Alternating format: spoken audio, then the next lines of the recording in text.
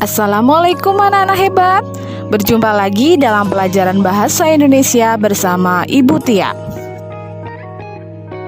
Namun sebelumnya, jangan lupa klik subscribe dan tanda loncengnya ya.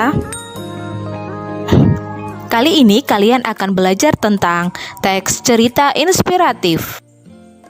Kompetensi dasar yang akan kita pelajari adalah menelaah struktur, kebahasaan, dan isi teks cerita inspiratif.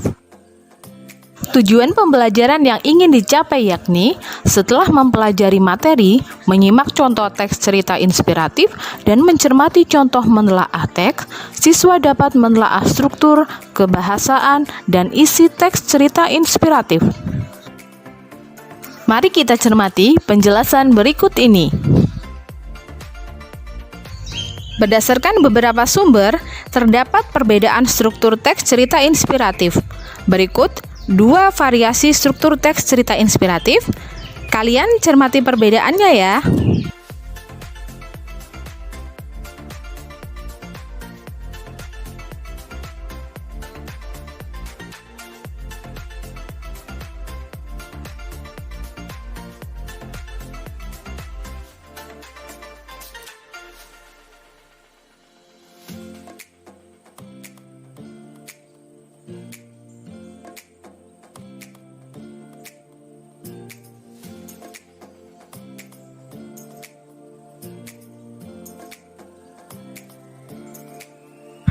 Penjelasan masing-masing bagian struktur teks cerita inspiratif adalah sebagai berikut. Pertama, bagian orientasi merupakan pengantar cerita yang berisi pengenalan tokoh atau pengenalan latar. Kedua, bagian perumitan peristiwa berisi kisah tokoh dan peristiwa menuju ke puncak cerita atau konflik.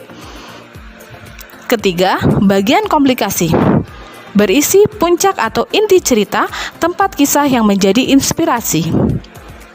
Keempat, bagian resolusi berisi peristiwa yang menyadarkan tokoh tentang kebaikan. Bagian yang kelima, koda merupakan penutup cerita yang berisi kesimpulan atau pesan moral yang ada dalam cerita. Berikutnya, ayo kalian simak teks cerita inspiratif tentang kisah seorang anak laki-laki dan sekantong paku. Pada masa dahulu ada seorang anak laki-laki. Dia cerdas, berbakat, dan tampan. Sayangnya, dia sangat egois dan mudah marah. Tidak ada yang mau menjadi temannya. Sering dia marah-marah dan mengumbar kata-kata yang menyakitkan kepada orang-orang di sekitarnya. Orang tua anak itu sangat cemas dengan temperamen anaknya. Mereka berpikir apa yang harus mereka lakukan. Suatu hari, ayahnya mendapat suatu ide. Dia memanggil anaknya dan memberi palu dan sekantong paku kepada anaknya. Sang ayah berkata, "Setiap kamu marah, ambil paku dan tancapkan ke pagar tua depan rumah kita sekeras mungkin."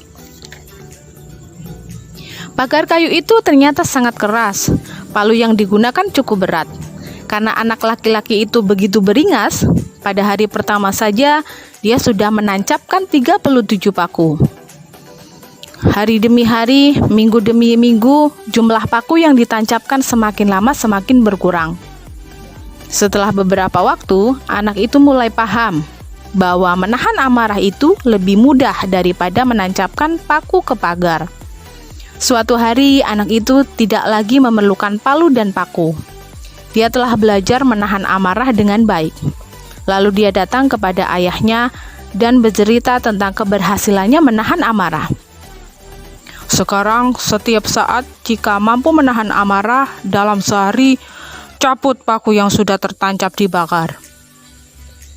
Sekian waktu berlalu, akhirnya sang anak bangga. Setelah semua paku tercabut, hilang semuanya. Saat dia datang ke ayahnya dan menceritakan semuanya, dia menawarkan untuk merapikan dan merawat pagar. "Kamu sudah berhasil, Nak, tapi coba perhatikan lubang bekas paku itu. Pagar itu tidak akan bisa menjadi seperti semula. Sudah cacat." Hal yang sama terjadi saat kamu menyakiti orang dengan ucapanmu. Kata-kata meninggalkan bekas luka di hati sama halnya lubang bekas paku di pagar. Ingat, kita harus memperlakukan setiap orang dengan sayang dan hormat. Sebab meskipun telah memohon maaf dan dimaafkan, luka di hati tidak akan pernah hilang.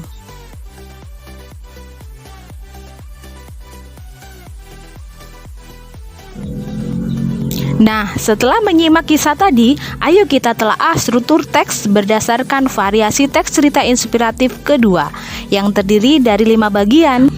Coba kalian perhatikan. Paragraf pertama merupakan bagian orientasi. Paragraf kedua merupakan bagian perumitan masalah. Sedangkan paragraf 3, 4, dan 5 merupakan bagian komplikasi. Paragraf ke-6 merupakan bagian resolusi. Dan paragraf terakhir, yaitu paragraf ke-7, merupakan koda.